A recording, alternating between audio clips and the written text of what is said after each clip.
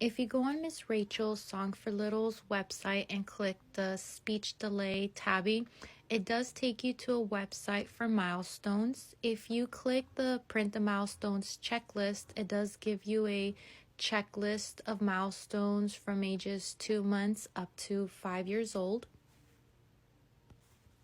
Next, the California Homeschool Network is what introduced me to the core knowledge curriculum. It was mentioned there, so pretty much it took me down a rabbit hole where I found a lot of information for preschool up to grade 8.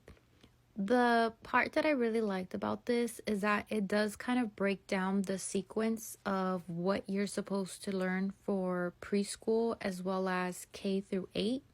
So pretty much if you click on the preschool link right there, it does take you to the core knowledge sequence books. Go ahead and click that. I would recommend starting with the preschool sequence if you have a preschooler.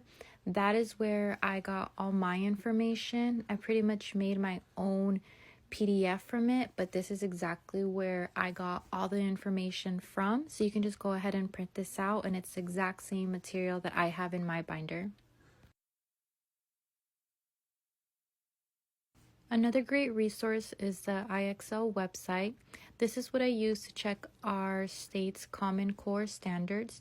Right now I do have a preschooler, so I kind of printed the pre-K standards for math and language arts, since those are the only two that it offers for that age group. What I like about the IXL is that if you do have a question or a concern on a certain topic, you can click on the hyperlink and it does open it up to kind of give you an idea. And then here is a close-up view of my habit tracker for preschool.